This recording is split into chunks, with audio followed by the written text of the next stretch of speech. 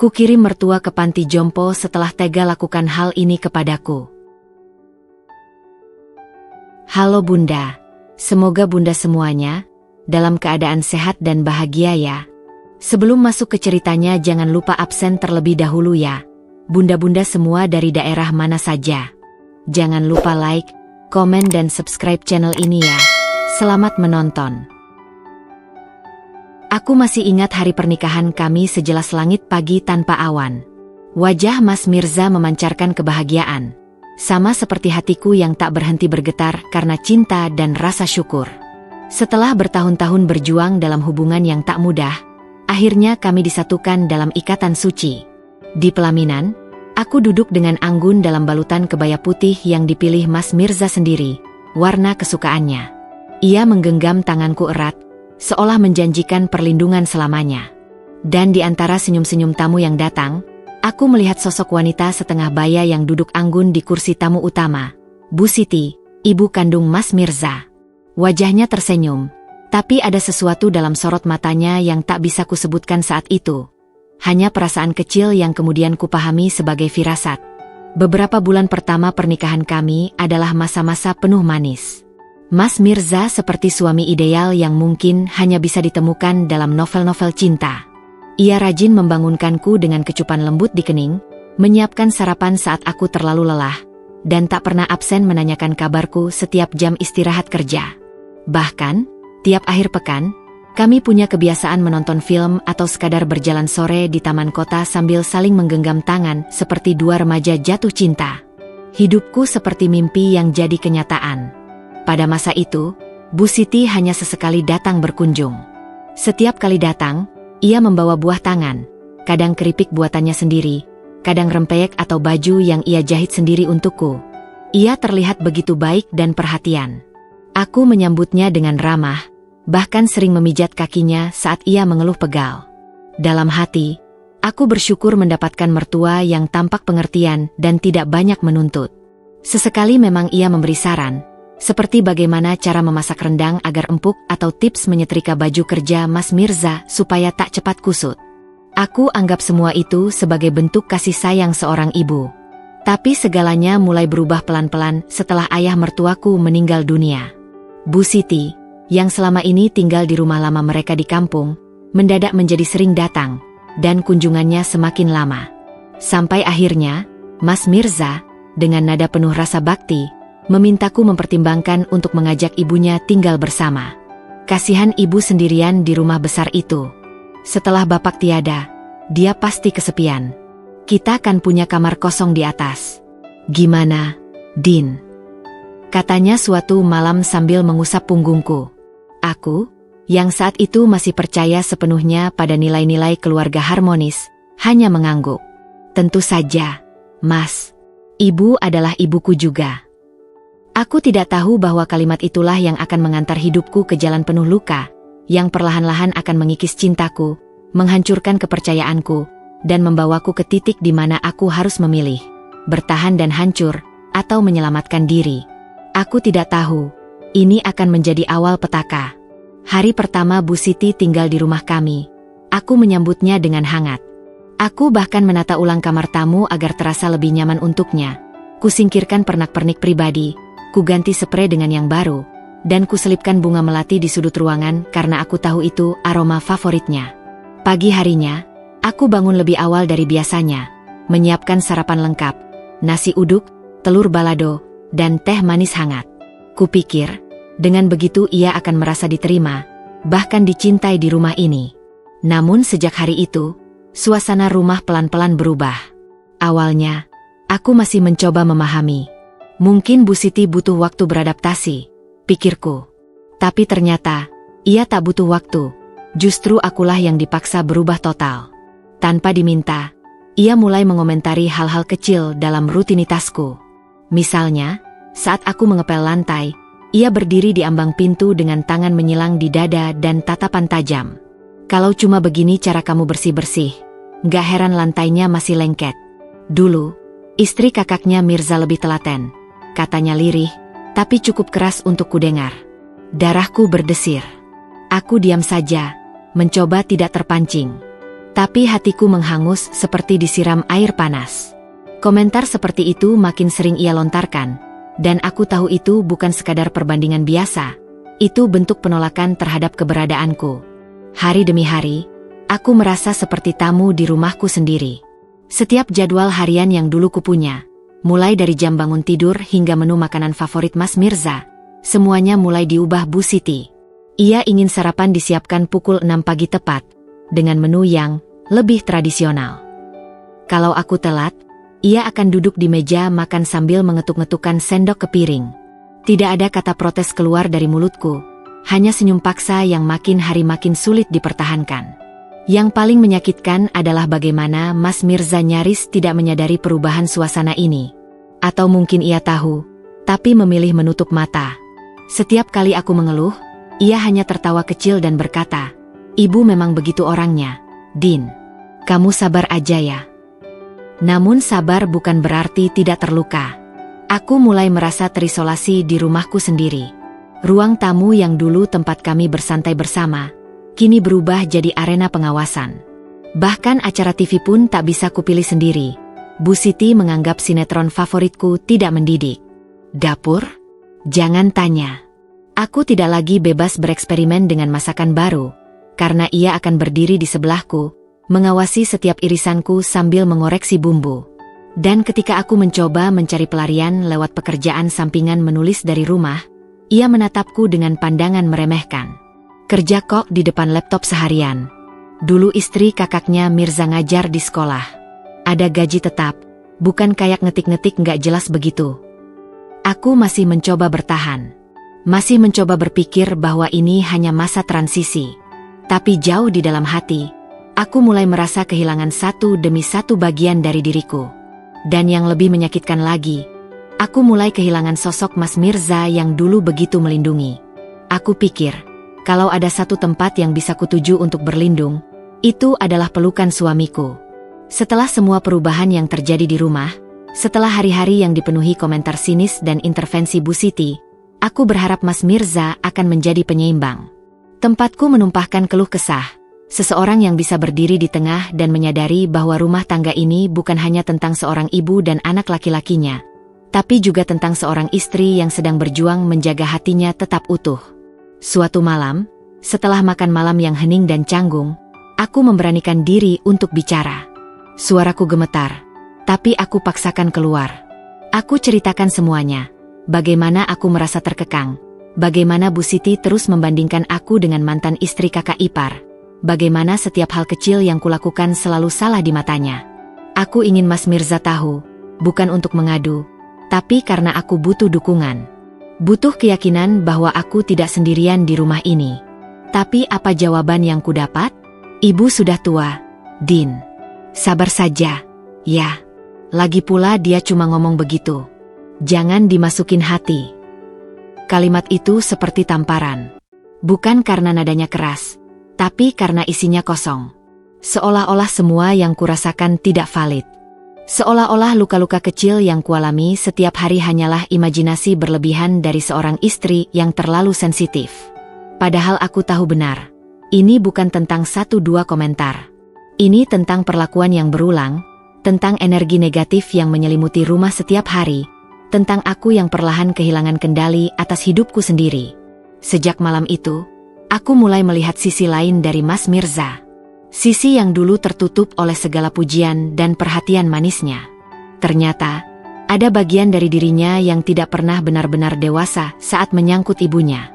Ia begitu terikat pada Bu Siti, begitu tak enakan, hingga lupa bahwa ia juga punya tanggung jawab sebagai suami. Ia membiarkanku memikul semua beban sendirian, seolah tugasnya hanya bekerja dan pulang, lalu menyerahkan sisanya kepada nasib. Yang lebih menyakitkan lagi, aku mulai melihat pola. Setiap kali aku mencoba bicara serius tentang perilaku Bu Siti, Mas Mirza akan berubah jadi dingin. Kadang ia menghindar dengan alasan lelah, kadang ia menuduh aku tidak berusaha mengerti. Bahkan pernah ia menuding aku terlalu egois karena tak bisa menerima ibunya seutuhnya. Aku mulai ragu, apakah ini cinta yang sebenarnya? Ataukah aku hanya pengisi kekosongan dalam hidup Mas Mirza? Selama itu tidak bertabrakan dengan perintah ibunya? Rumah kami yang dulu hangat mulai terasa seperti medan perang sunyi. Tak ada suara teriakan, tak ada bentakan kasar. Tapi diam-diam, ada yang retak. Ada dinding tak terlihat tumbuh di antara kami, membatasi pelukan, membatasi percakapan, membatasi harapan. Dan yang paling menyakitkan, aku masih mencintainya. Tapi entah sampai kapan cinta bisa bertahan ketika aku sendirian yang memperjuangkannya. Hari itu, aku sedang membersihkan lemari rias di kamar ketika mataku menangkap kekosongan di satu sudut laci. Sebuah tempat kecil berbentuk hati, berlapis beludru merah tua. Tempat kalung peninggalan ibuku tersimpan, hilang. Jantungku langsung berdegup tak beraturan. Tanganku gemetar saat meraba seluruh isi laci, berharap mungkin aku hanya salah menaruhnya, atau kalung itu tergeser saat aku membereskan pakaian minggu lalu. Tapi tidak. Aku tahu pasti di mana aku meletakkannya. Dan sekarang, tempat itu kosong. Kalung itu bukan sekadar perhiasan. Itu adalah warisan terakhir dari almarhumah ibuku. Sebuah liontin emas tua berbentuk bulan sabit, dengan ukiran nama ibu di baliknya. Nilai uangnya mungkin tak seberapa, tapi nilai emosionalnya tak tergantikan. Aku sering mengenakannya saat merasa rindu ibu. Saat hatiku lelah, kalung itu seperti pengingat bahwa aku masih disayangi seseorang, walau dari alam berbeda. Kehilangannya seperti dicabutnya sisa pelindung dari dunia yang sudah membuatku letih. Aku panik. Ku telusuri setiap sudut rumah. Ku buka kembali semua laci, loker, hingga tempat laundry. Tapi tak ada. Kalung itu benar-benar menghilang. Perasaanku segera tertuju pada satu nama, Bu Siti. Aku tahu ini tuduhan berat.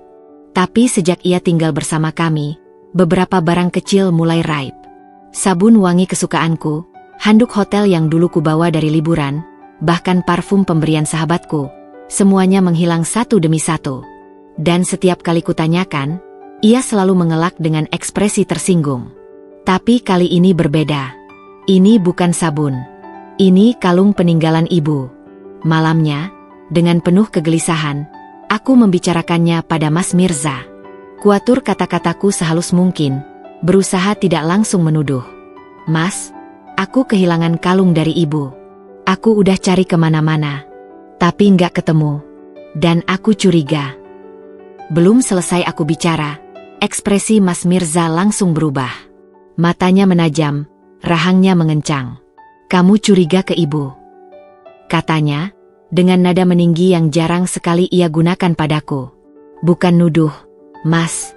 Tapi, aku nggak tahu siapa lagi yang masuk ke kamar kita selain kita berdua. Ibu kadang masuk waktu aku lagi masak atau mandi. Mungkin dia cuma... Kamu paranoid, Dinda. Suara itu menggema di dalam kepalaku, seperti palu yang memecah hati. Aku terpaku. Bukan hanya karena ia membentakku, tapi karena ia tak sedikit pun mencoba memahamiku. Tak ada usaha menenangkan, tak ada niat mencari bersama. Ia langsung berpihak. Dan aku tahu, di rumah ini, kata-kataku selalu kalah oleh kedudukan ibunya. Malam itu, aku menangis sendirian di kamar mandi. Kalung itu tak kembali. Tapi yang lebih menyakitkan, kepercayaan antara aku dan suamiku mulai ikut menghilang. Perlahan, senyap, tanpa bisa dicegah. Dan yang tak aku duga, keesokan harinya, jawaban dari misteri kalung itu akhirnya datang. Tapi bukan penghiburan yang kudapat, melainkan luka baru yang jauh lebih dalam. Keesokan harinya, aku menemukan jawabannya. Bukan dari hasil pencarian atau pertolongan Mas Mirza, tapi dari sebuah percakapan yang tak sengaja ku dengar sendiri. Siang itu, aku baru pulang dari pasar. Dengan 2 kantong belanjaan di tangan, aku membuka pintu rumah yang sedikit terbuka. Aku sempat mengernyit heran karena biasanya Bu Siti selalu mengunci pintu rapat saat sendirian di rumah. Tapi semua pertanyaanku langsung menguap saat aku mendengar suaranya dari dalam ruang tengah. Ia sedang berbicara di telepon. Suaranya pelan, nyaris seperti berbisik, tapi karena rumah begitu sunyi, tiap katanya terdengar jelas. Iya, Pak Ustaz, sudah saya transfer kemarin. Itu uang dari hasil menjual kalung emasnya Dinda yang dikasih ke saya. Iya, niat saya ikhlas buat pembangunan masjid. Kan lebih bermanfaat daripada cuma disimpan di lemari. Aku berhenti di tempat. Nafasku tercekat. Kantong belanja yang kubawa hampir terlepas dari tangan. Kalung itu benar-benar diambil. Dan yang lebih membuatku tak percaya, ia menjualnya, mengorbankannya, tanpa seizin atau bahkan memberitahuku. Kalung itu bukan miliknya. Bukan milik keluarga suaminya. Itu peninggalan ibu kandungku. Dan ia menjualnya hanya untuk mendapatkan pujian dari orang luar. Untuk amal, katanya. Tapi bagaimana bisa kebaikan dibangun di atas pengkhianatan? Dengan gemetar, aku masuk dan menatapnya. Ia tampak sedikit terkejut, tapi segera mengganti ekspresinya menjadi wajah tak berdosa yang sangat familiar bagiku belakangan ini. "Oh, kamu udah pulang? Masak apa hari ini?" tanyanya, seolah tak terjadi apa-apa. "Bu," suaraku tercekat. "Kenapa ibu ambil kalung peninggalan ibu saya? Itu bukan milik ibu." Ia mendesah, lalu duduk santai di sofa, bersilang kaki seperti sedang menasihati anak kecil. "Din, kamu itu masih muda. Jangan pelit. Ibu lihat kamu gak pernah pakai juga. Masa kalung cuma disimpan? Mending disedekahkan. Itu untuk kebaikan, nak." Dadaku sesak. Aku tidak bisa menerima logika sesat itu. Amal tidak pernah dibenarkan kalau dilakukan dengan mencuri hak orang lain. Dan yang membuatku makin terluka adalah betapa entengnya ia mengatakan semua itu, seolah-olah perasaanku, kenanganku, bahkan harga diriku, tak berarti sedikit pun di matanya. Saat Mas Mirza pulang, aku segera menceritakan semuanya, berharap ia akan terkejut, lalu memelukku, meminta maaf karena sempat menyalahkanku, lalu menegur ibunya. Tapi semua itu hanya harapan kosong. Mas Mirza mendengarkanku dengan wajah datar. Lalu menoleh pada Bu Siti yang berpura-pura lemah dan teraniaya di ujung sofa. Ia menggenggam tangan ibunya, lalu menatapku dengan wajah kecewa. "Ibu niat baik, Dinda. Kamu yang terlalu keras hati. Kamu egois." Egois. Kata itu menamparku lebih keras dari semua kata-kata yang pernah kudengar sebelumnya. Aku yang berkorban, aku yang diam ketika dibanding-bandingkan, aku yang meredam amarah demi menghormati ibu mertuaku. Aku, yang ternyata masih dianggap tidak cukup baik. Malam itu, aku tidur dengan mata terbuka.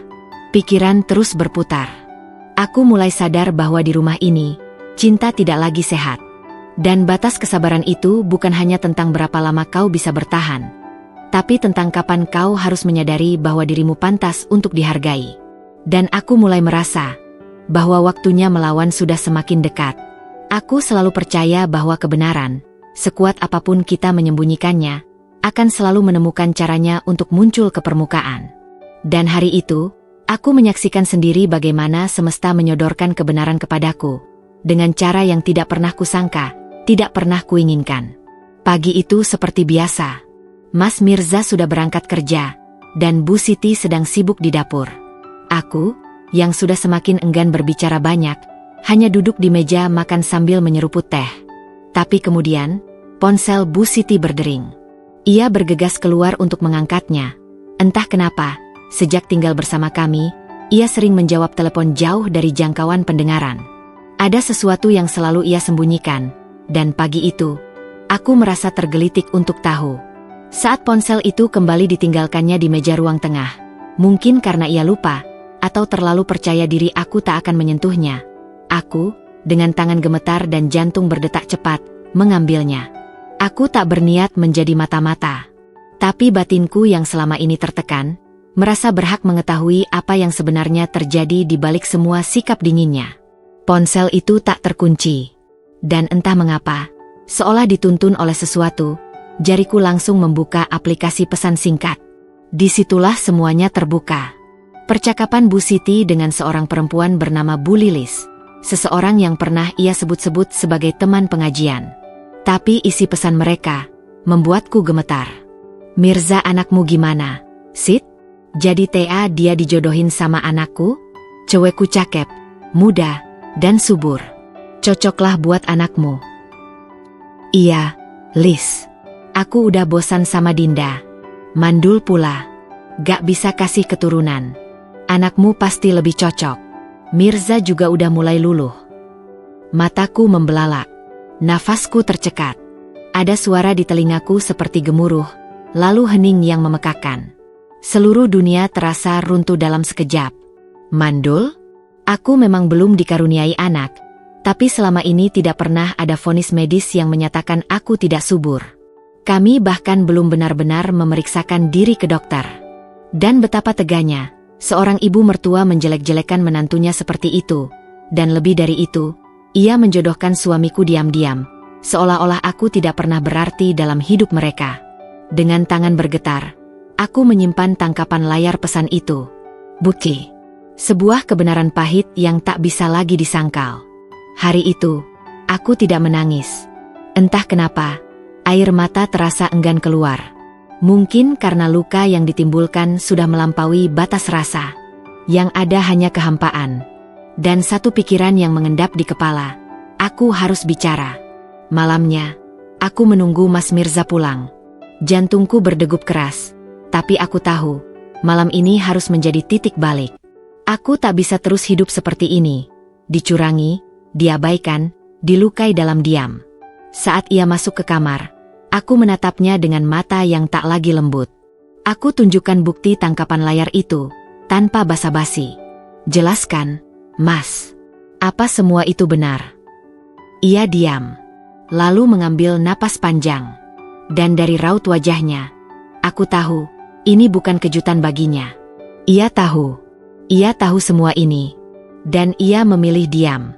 Aku butuh keturunan, Din, ucapnya lirih, nyaris seperti permintaan maaf, tapi tak cukup untuk menyembuhkan luka. Dan kamu, setuju dijodohkan ibumu diam-diam? Ia menunduk, lalu mengangguk pelan. Malam itu, duniaku benar-benar runtuh. Bukan hanya karena suamiku mengkhianatiku secara emosional, tapi karena aku tahu, perjuanganku selama ini untuk mempertahankan rumah tangga ini, ternyata hanya perjuangan sepihak. Sementara di belakangku, mereka, ibu dan anak, telah membicarakan rencana menggantikan posisiku.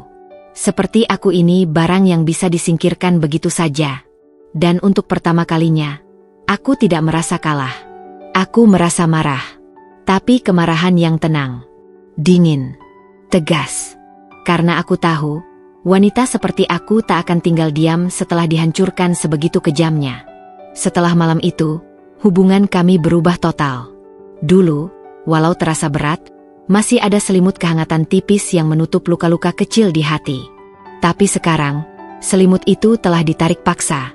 Aku tidur di sebelah seseorang yang dulu kupanggil cinta, tapi kini terasa asing. Matanya yang dulu teduh kini dingin dan jauh.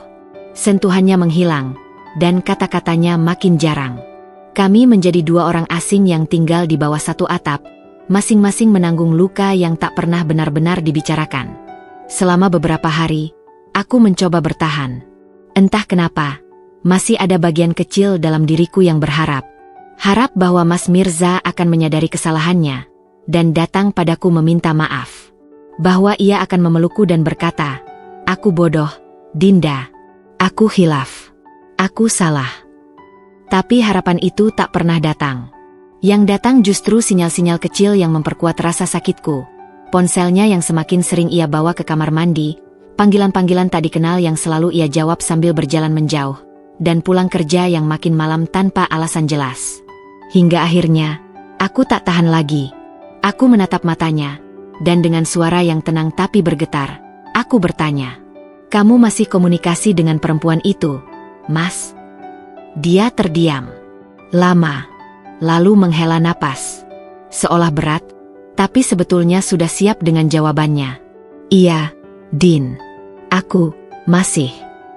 Seketika, tubuhku terasa ringan.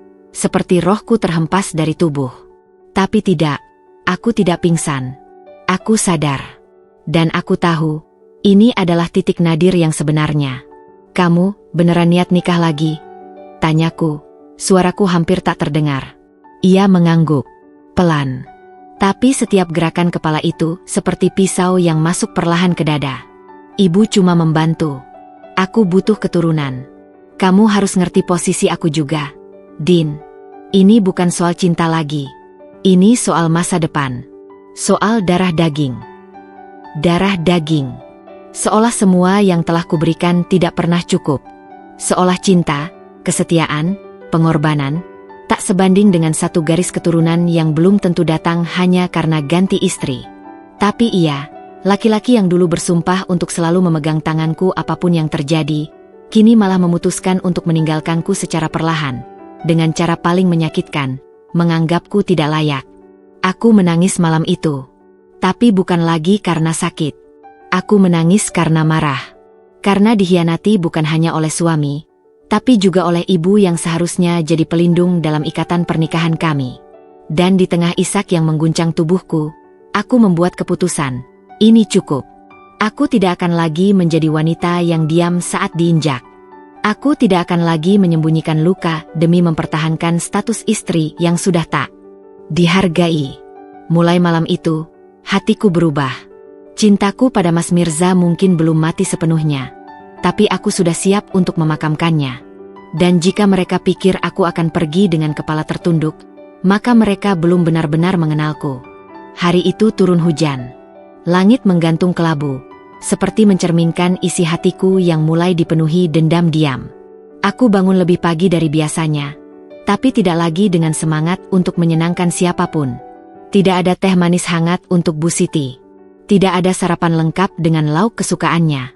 Yang tersisa hanya aku, berdiri di dapur, menatap kosong ke arah kompor yang tidak lagi kugunakan dengan cinta. Bu Siti sudah beberapa hari terakhir makin cerewet. Seolah merasa posisinya makin kuat setelah tahu Mas Mirza berniat menikah lagi. Ia bicara sekenanya. Menyindirku terus-menerus. Istri nggak bisa ngasih anak itu dosa, Din. Dunia akhirat. Katanya sambil menatap TV, seolah-olah kalimat itu hanya kebetulan. Tapi aku tahu, semua kata-kata itu ditujukan untukku. Aku hanya menahan napas, menahan diri agar tak membalas. Dalam hatiku, hanya ada satu kalimat, tunggu saja, Bu. Hidup belum selesai. Hari itu, hujan deras mengguyur sejak pagi. Aku sedang menyiram tanaman di teras saat terdengar suara benturan keras dari dalam rumah. Lalu, suara erangan panjang yang membuat bulu kuduku berdiri. Aku buru-buru masuk, dan di lorong menuju kamar mandi, kulihat Bu Siti tergeletak. Tubuhnya menekuk aneh, wajahnya meringis kesakitan. Aduh, Dinda, tolong, tulangku. Untuk sesaat, aku hanya berdiri mematung. Banyak pikiran berkecamuk dalam otakku. Apakah ini benar-benar terjadi? Apakah ini jawaban dari semua air mataku selama ini? Ataukah ini sekadar ironi hidup yang mempermainkan hati? Kutengok pintu kamar mandi yang masih terbuka. Di atas meja kecil di dalamnya, tergeletak ponselku. Layar menyala. Bu Siti rupanya mencoba membuka isi ponselku lagi. Mengintai, mengorek, menggali luka yang seharusnya tidak jadi urusannya. Dan akhirnya, ia tergelincir di lantai yang masih basah karena semprotan wangi kamar mandi. Ingin rasanya aku berpaling. Ingin kubiarkan dia merasakan bagaimana rasanya diabaikan. Tapi entah mengapa, meski hatiku penuh kemarahan, tanganku tetap bergerak. Aku membantunya duduk, menahan lengannya, mencoba berdiri bersamanya, meski tanpa satu kata pun. Kami ke rumah sakit siang itu. Dokter bilang tulang pinggulnya retak cukup parah.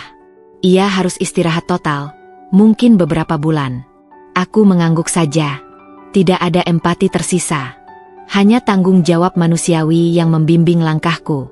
Sejak kejadian itu, Bu Siti hanya bisa berbaring di kamar. Tapi yang ironis, tak sekalipun ia mengucapkan terima kasih. Tak ada permintaan maaf. Yang ada hanya wajah masam setiap kali aku membawakannya makanan. Sekalipun aku tetap merawatnya, mengompres kakinya, mengganti baju, membersihkan tempat tidurnya, ia tetap melihatku seperti pembantu yang tak berguna. Tapi aku tahu, dalam diamnya, ia sedang dihantui rasa takut. Mungkin untuk pertama kalinya dalam hidupnya, ia merasa rapuh, tak berdaya, bergantung pada orang yang paling ia rendahkan. Dan buatku, itu adalah karma yang tak perlu kutuntut. Aku tidak membalas dengan luka. Aku membalas dengan diam. Dan diamku, perlahan-lahan menjadi bentuk balas dendam paling menyakitkan. Hari-hari setelah Bu Siti jatuh berubah menjadi masa hening yang berbeda. Bukan hening karena damai, Tapi hening karena aku tidak lagi bicara untuk menjelaskan, membela, atau meminta pengertian. Hening karena aku telah selesai menjadi korban. Aku masih merawatnya, tapi tidak lagi dengan hati. Segalanya kulakukan karena tanggung jawab, bukan cinta. Pagi-pagi aku bangun, menyiapkan makanan tanpa selera. Kadang buburnya hambar, kadang terlalu asin. Tapi aku tak peduli. Jika ia mengeluh, aku hanya diam. Kalau ia lempar sendok atau memaki, aku biarkan saja. Karena kali ini, aku tak akan goyah oleh drama Bu Siti. Ia masih mencerca, tentu saja. Dasar istri durhaka. Dulu ibuku dirawat seperti ratu. Kau? Seperti tukang cuci. Kalimat itu ia ucapkan sambil melemparkan baju kotor ke lantai. Biasanya, aku akan tersentak, merasa bersalah, lalu buru-buru memungut. Tapi kali ini aku hanya melihatnya sebentar. Lalu berjalan melewatinya tanpa sepatah kata pun. Aku mulai meninggalkan rumah lebih sering. Aku mendaftar kursus singkat daring. Mulai mencari pekerjaan freelance dari laptop lamaku. Rasanya seperti mencuri kembali diriku yang dulu pernah hilang. Aku membaca, menulis, dan tersenyum kecil saat tahu aku masih punya sesuatu untuk diraih di luar rumah yang syarat tekanan ini. Mas Mirza? Ia sudah seperti bayangan. Pulang malam, cuek, dan selalu menghindari pembicaraan serius. Tapi aku tak lagi menunggunya. Tidak lagi memohon pelukannya atau perhatiannya.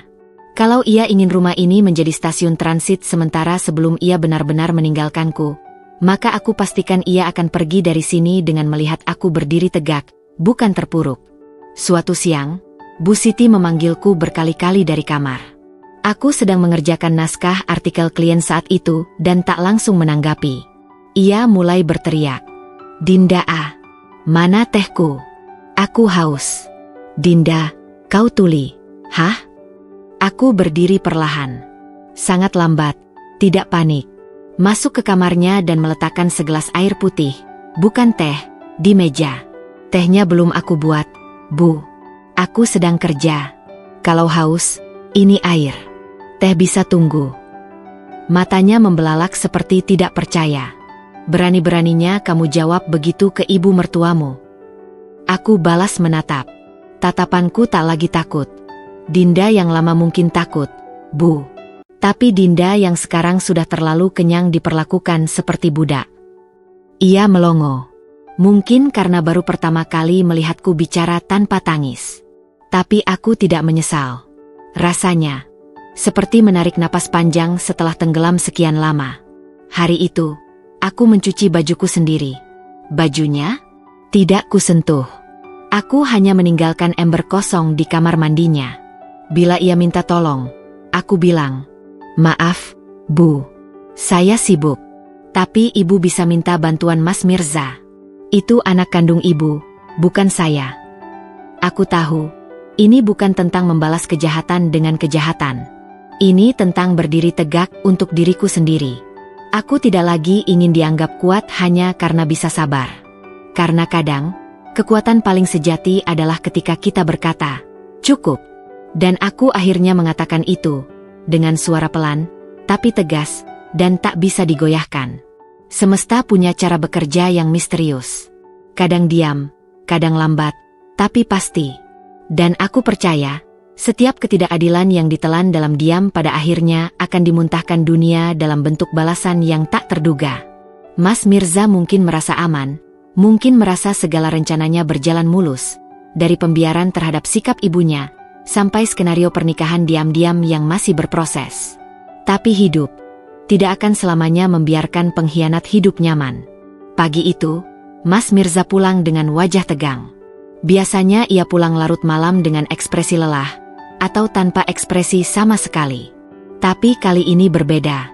Ia bahkan tak sempat membuka sepatunya. Hanya berdiri di ambang pintu dengan napas berat dan mata yang tak fokus. Aku kena SP, surat peringatan. Din. Kalimat itu lirih, tapi mengguncang. Aku yang sedang melipat pakaian hanya menoleh sekilas. Kenapa? Ia duduk, menarik napas panjang. Tangannya gemetar saat memijat pelipis. Ada audit mendadak. Uang operasional kantor yang biasa aku kelola dicek. Ternyata ada selisih.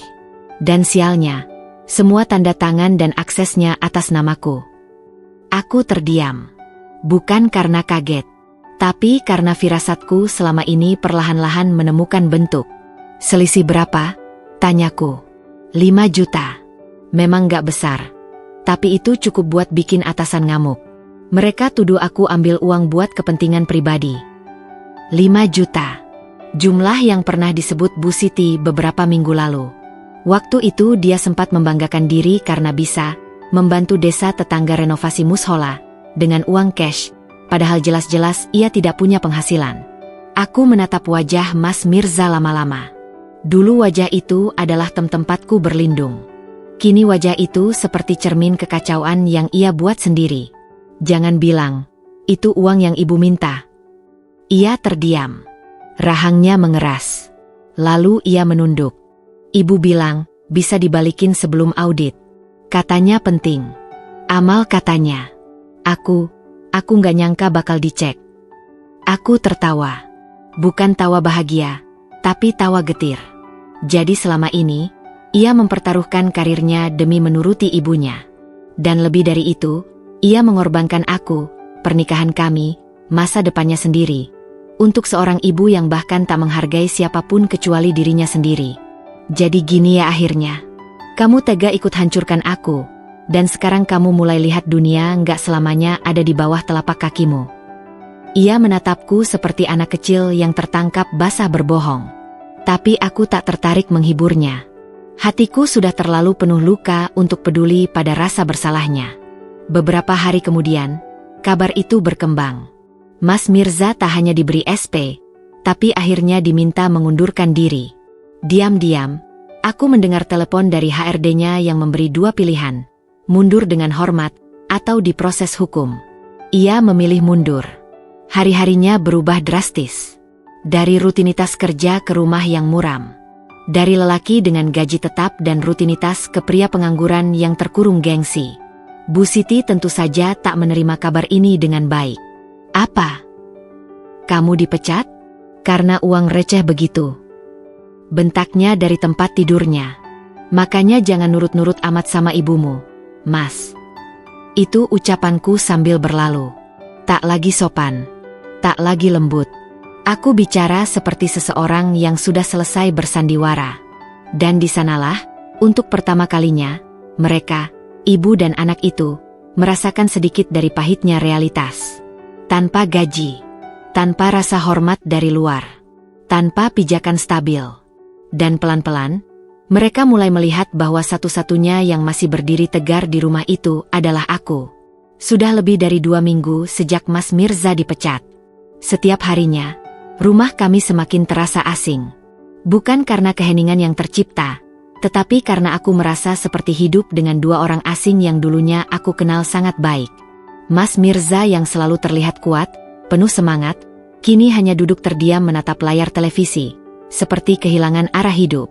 Sementara Bu Siti, yang semakin rewel, selalu mengeluh tentang segala hal, seolah hidupnya penuh ketidaknyamanan yang bisa diselesaikan hanya dengan memenuhi permintaannya.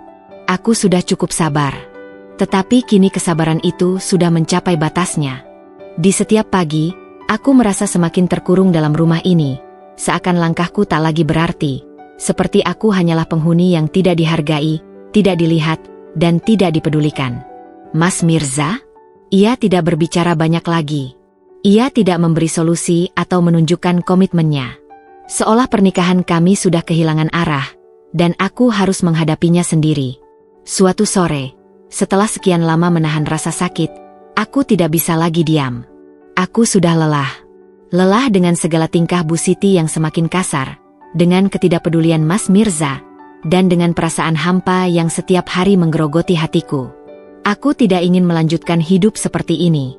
Jika mereka pikir aku akan tetap bertahan, mereka salah besar.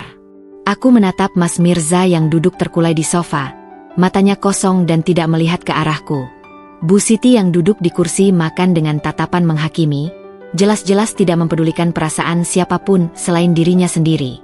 Aku menarik napas dalam-dalam, merasakan jantungku berdebar, lalu dengan suara yang tegas dan penuh keputusan, Aku mengucapkan kalimat yang selama ini tidak pernah berani kuucapkan. Mas, Bu, aku sudah tidak bisa lagi. Aku sudah cukup menderita di sini. Aku tidak ingin melanjutkan hidup seperti ini. Aku tidak bisa terus-terusan hidup dalam ketidakadilan seperti ini. Aku butuh kedamaian, dan aku tidak akan mendapatkannya di sini. Suasana hening seketika.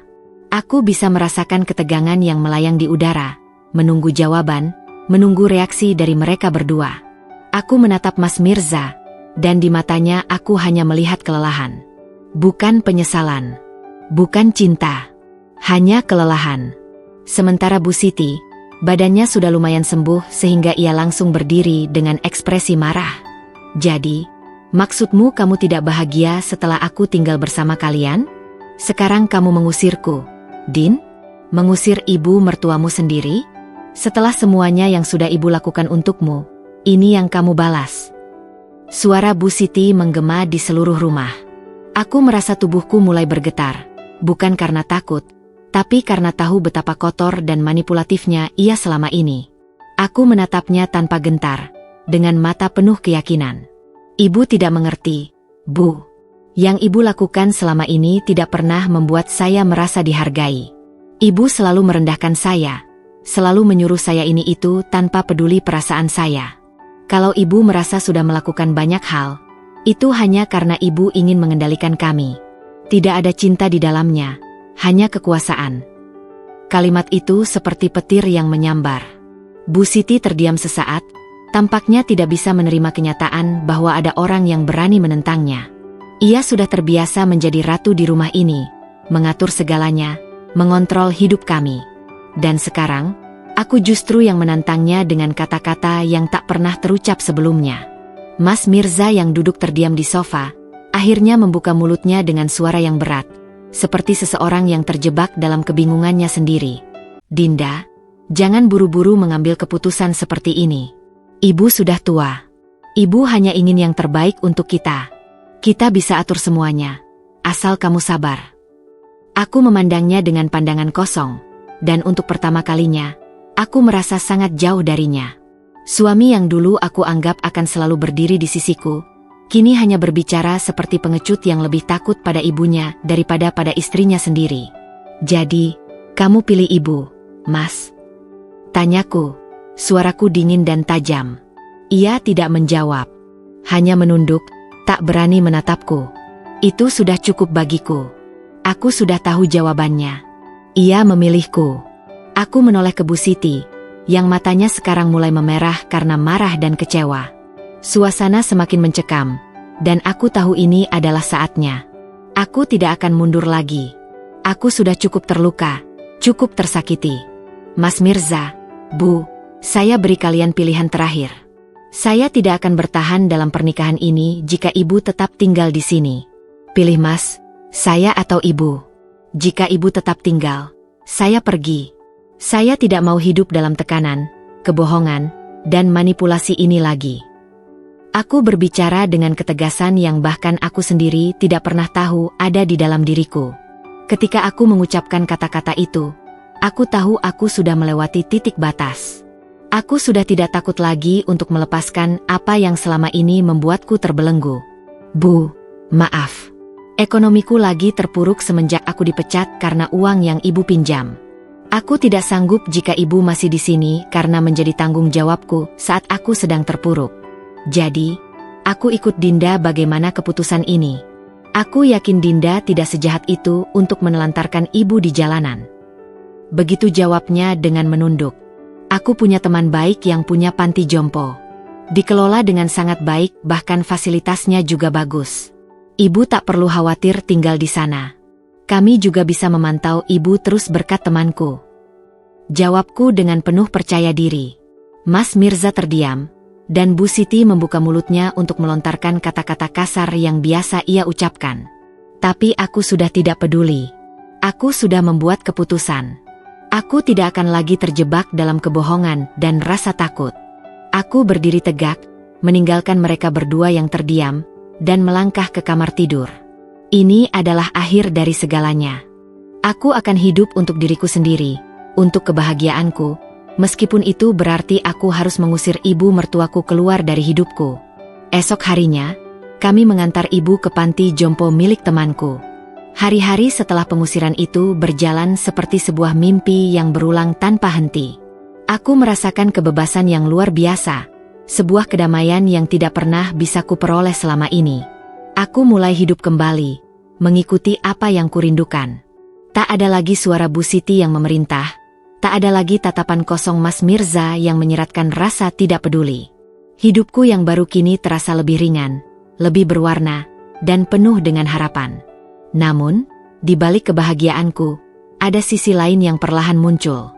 Mas Mirza dan Bu Siti, yang selama ini hidup di bawah naunganku, mulai menghadapi kenyataan yang keras. Mas Mirza, yang seharusnya bertanggung jawab atas keluarganya, mulai merasakan betapa rapuhnya hidupnya yang tidak bisa bersikap adil kepada istrinya yang dulu selalu merawat semuanya. Tapi yang paling terasa adalah Bu Siti. Ia kini benar-benar kehilangan kendali, dan hidupnya berubah menjadi sebuah neraka yang ia ciptakan sendiri. Awalnya, Bu Siti mencoba untuk tetap berdiri tegak, berpura-pura bahwa ia tidak terpengaruh oleh keputusan yang kuambil. Ia berusaha keras meyakinkan diri bahwa Mas Mirza akan datang kembali kepadanya, bahwa semuanya akan kembali seperti dulu. Tetapi kenyataan tidak berpihak padanya. Mas Mirza yang dulu begitu patuh padanya, kini mulai merasakan dampak dari segala pengaruh buruk yang pernah ditanamkan Bu Siti dalam dirinya. Ia tak lagi bisa bekerja, tak lagi punya arah. Di tengah kebingungannya, ia mulai menyadari bahwa ia telah kehilangan bukan hanya istrinya, tetapi juga dirinya sendiri. Ia mulai terpuruk dalam kesendirian, tanpa mampu bangkit. Sementara Bu Siti, yang sebelumnya selalu menganggap dirinya lah yang paling penting, mulai merasakan betapa kesepian dan beratnya hidup tanpa kekuasaan yang dulu ia miliki. Ia kini tinggal di panti jompo itu, dikelilingi oleh teman-teman sebayanya. Aku tahu betul, ia tidak akan pernah mengakui bahwa ia telah salah. Bu Siti terlalu bangga dan keras kepala untuk mengakui bahwa dirinya lah yang membuat semuanya hancur. Namun, karma tak peduli dengan kebanggaan atau kesombongan. Karma datang dengan cara yang tak terduga, dan kali ini, karma itu datang seperti badai yang menghempas segalanya. Hidup Bu Siti mulai berubah menjadi sebuah cermin kekacauan. Tak ada lagi rasa hormat dari anak-anaknya karena merasakan aura negatif yang selalu ia bawa. Mereka yang dulu takut dan patuh padanya kini mulai membuka mata mereka, menyadari betapa busuknya karakter Bu Siti. Kejam, manipulatif, dan tidak pernah peduli pada siapapun selain dirinya sendiri. Suatu hari, ketika Bu Siti sedang keluar untuk olahraga kecil di sekitar panti, ia bertemu dengan seorang wanita yang mengenal Mas Mirza, wanita yang dulu sempat dijodohkan Bu Siti untuk menggantikan posisiku. Wanita itu dengan senyum lebar, tanpa ragu, mengatakan bahwa Mas Mirza kini sedang bersamaku. Mas Mirza? Dia kini memilih wanita pilihannya. Sepertinya, ibu bukan lagi yang terbaik di matanya, kata wanita itu sambil tertawa kecil. Kalimat itu seperti petir yang menyambar di kepala Bu Siti. Ia tak bisa berkata apa-apa, hanya bisa menatap kosong, menahan tangis yang sudah lama ingin ia keluarkan. Ia kembali ke panti, duduk terdiam, menunggu sesuatu yang tidak pasti, entah harapan atau penyesalan. Hari demi hari berlalu, dan Bu Siti semakin terpuruk. Tak ada lagi yang bisa ia andalkan selain kenangan akan masa lalu yang penuh dengan kebohongan dan kekuasaan. Mas Mirza yang dulu selalu patuh kini tidak lagi mempedulikannya. Sementara Bu Siti hanya bisa merasakan kejatuhan yang luar biasa. Karma itu datang dengan begitu sempurna, menghancurkan segala sesuatu yang telah ia bangun dengan kekuatan manipulasi dan ketamakan.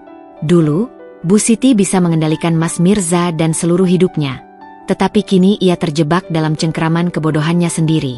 Pada akhirnya, karma membawa Bu Siti ke panti jompo, tempat di mana ia harus menghabiskan sisa hidupnya, jauh dari keluarga, jauh dari dunia yang pernah ia kendalikan dengan tangan besinya.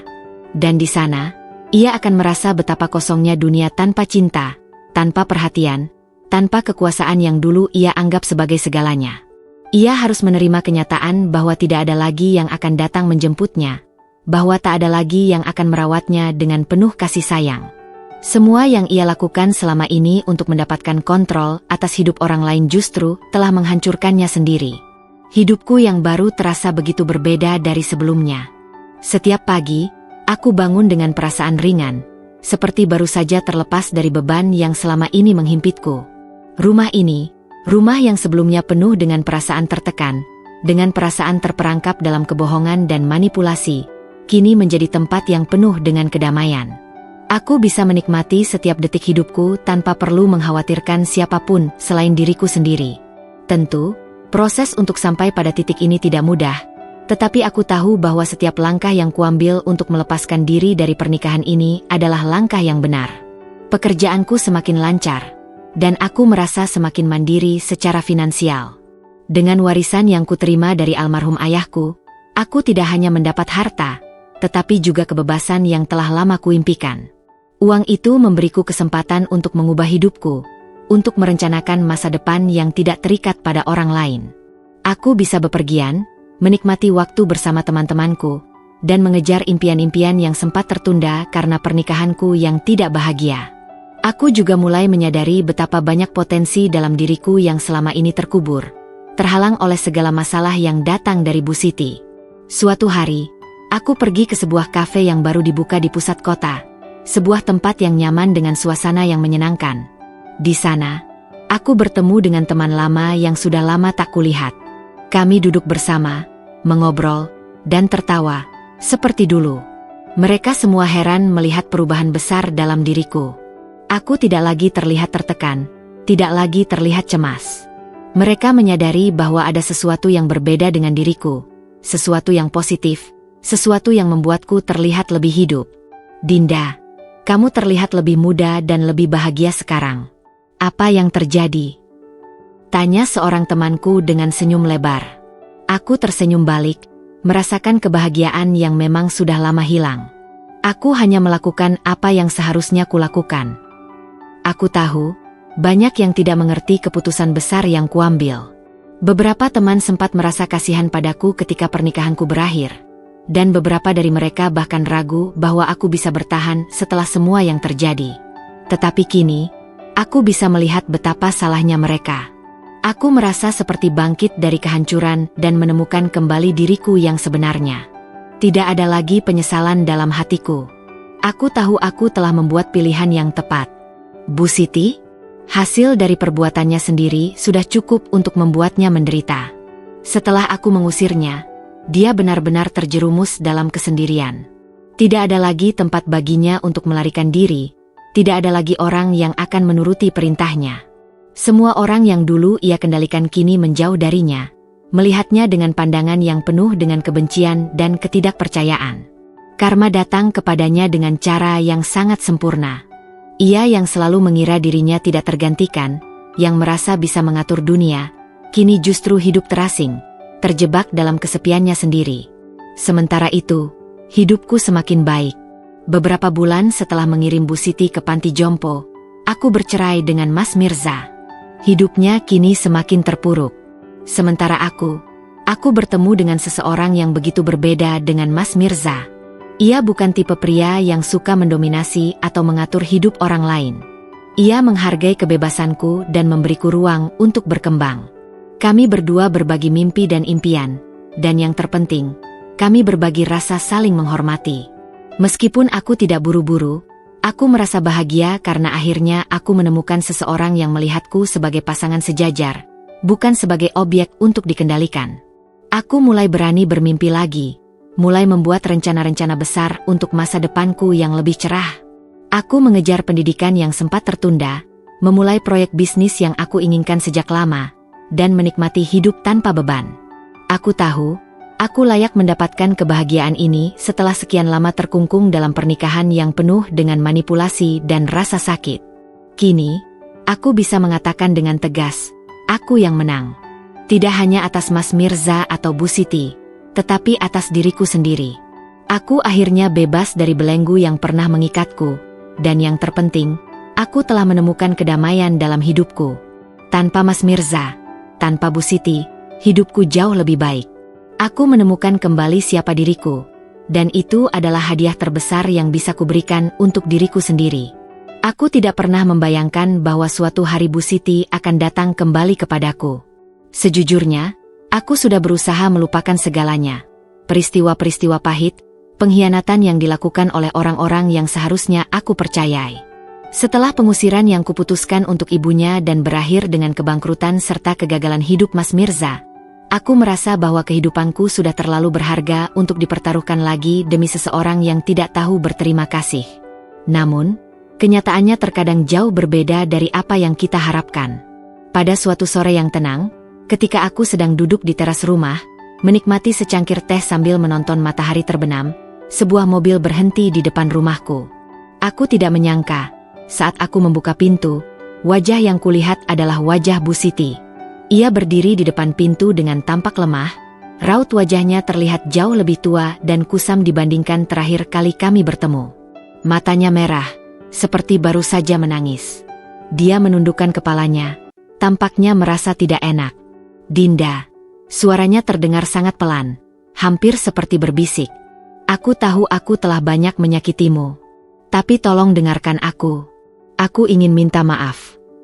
Aku hanya terdiam sejenak, memandanginya tanpa ekspresi.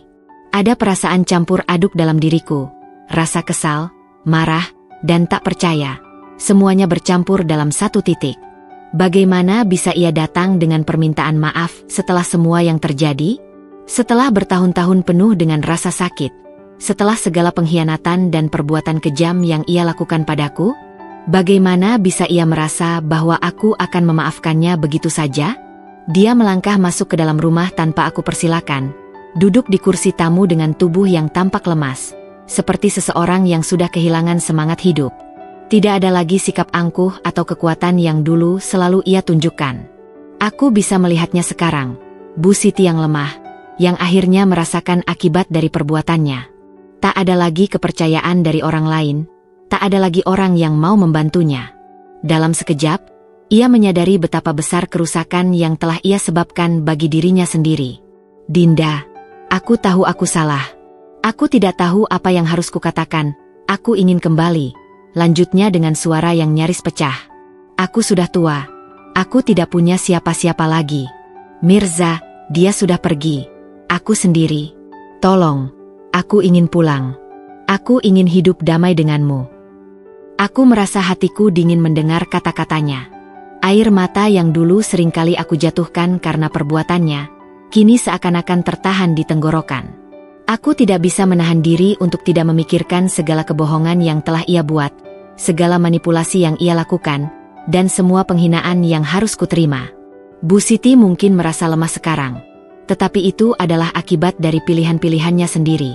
Semua yang ia lakukan untuk menekan, mengendalikan, dan merendahkan orang lain, akhirnya datang dengan harga yang harus ia bayar.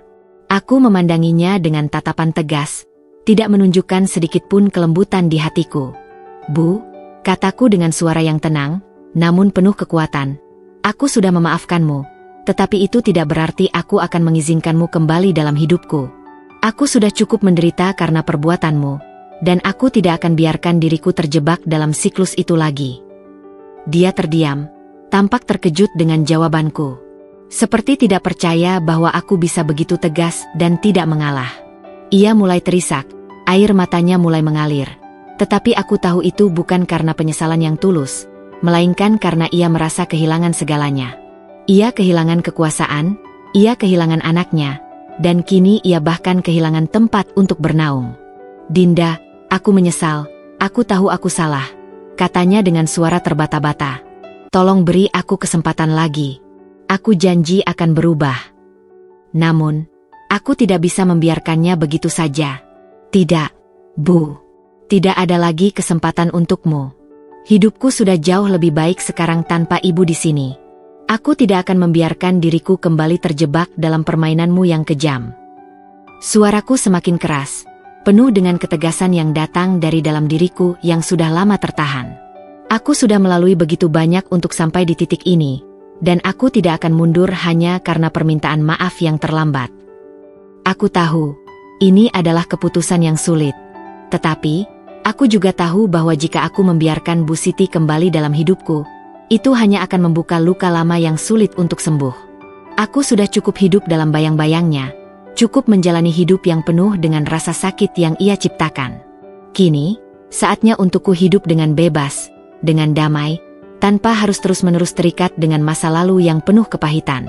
Bu Siti terdiam, menatapku dengan wajah penuh kesedihan dan penyesalan.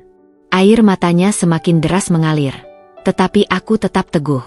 Tidak ada lagi tempat untuknya di hidupku. Aku sudah cukup kuat untuk berdiri di atas kaki sendiri. Aku sudah memaafkannya dalam hatiku, tetapi itu tidak berarti aku harus membiarkannya kembali menginjakkan kaki dalam hidupku. Aku sudah membuat keputusan, dan itu adalah keputusan yang terbaik untuk diriku. Silakan pergi, Bu, kataku, menatapnya dengan mata yang penuh tekad. Jika kamu ingin hidup damai, kamu harus pergi ke tempat yang seharusnya. Aku sudah cukup disakiti, dan aku tidak ingin melanjutkan ini lebih lama lagi. Bu Siti hanya bisa menatapku, bibirnya terkatup rapat. Tanpa sepatah kata pun, ia bangkit dan keluar dari rumahku. Aku mendengarnya pergi, langkahnya terdengar semakin menjauh, dan aku tahu, saat itu juga, keputusan yang kuambil adalah keputusan yang benar.